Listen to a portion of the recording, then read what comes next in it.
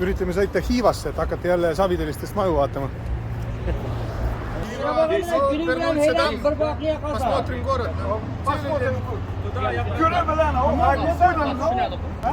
$20.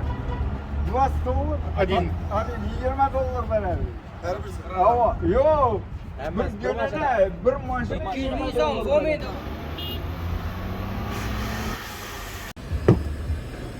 Üllatavalt viletsalt räägivad kohalikud vene keelt, et isegi meie oma kehva vene keelega trumpame need üle. Vanemad inimesed veel räägivad, nooremad ei räägi peaaegu üldse. Ja inglise keele oskajaid oleme näinud vist 2 korda. Kuule Rei, pakkume on ikka üleval. Saad selle pluss 100 kilo kohalikku, annad kuni reisi lõpuni. Värvi võid ise valida. See Hiiva Kaani riik eksisteeris veel eelmise sajandi 20-ndatel. Nii et päris kaua elatasin, nii nagu me näeme.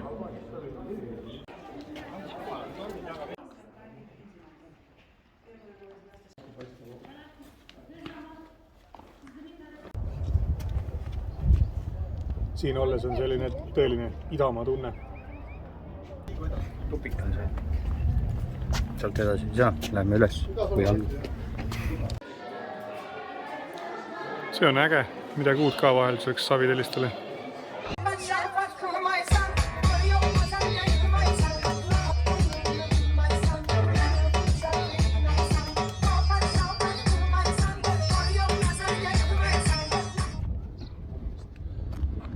Lähme Vaibapoodi.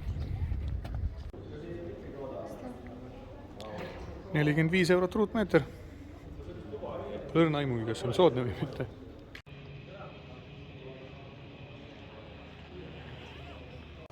Jah. 5 € jooksev meeter, 4 meetrit lai, monopol, palju sul kulub?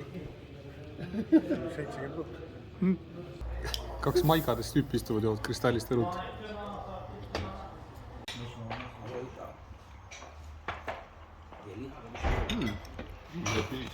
Mis kalast arvad? Nii et suu.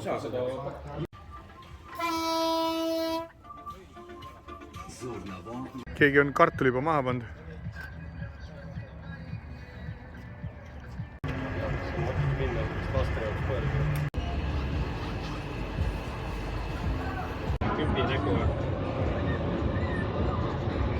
Ära kõigult, kurat, tiik tood. Ei ole, jalad on kõve.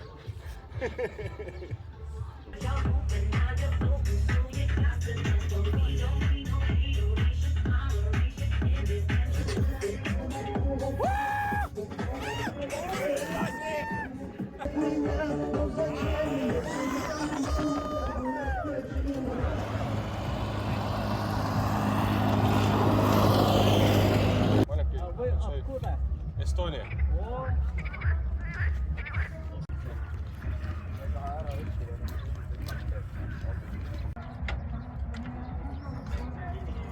Ruski Karaball, idi nahhui. Karakalbakid, kelle juurest meile tulime, on siin Usbekistanis täitsa omaette väike rahvus. Neid on siin peaaegu 2 miljonit ja elavad põhiliselt siis Lääne-Usbekistanis. Neil on olnud ajalooliselt siin teatav autonoomia ja möödunud aastal tahtis istuv president seda autonoomiat hakata vähendama. Muidugi kohalikud said selle üle väga kurjaks ja tulid suured meeleavaldused, protestid ja nukkusest tuli tänavatele siis 100 000 inimesed. Usbekistani võimud siis vastukaaluks saatsid sõjaväe rahva vastu ja tankid tänavatel kuulipealtöötest avatud tuled, mille näidati kohti, mida kirjeldati nii, et tänavad ujusid verest, et surma sai sadu, kui mitte tuhandeid inimesi.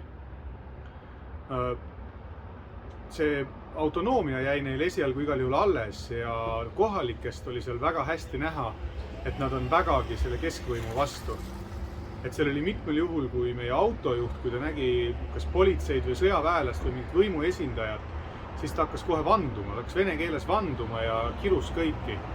Et siin see olukord paistis ikka päris terav olevat.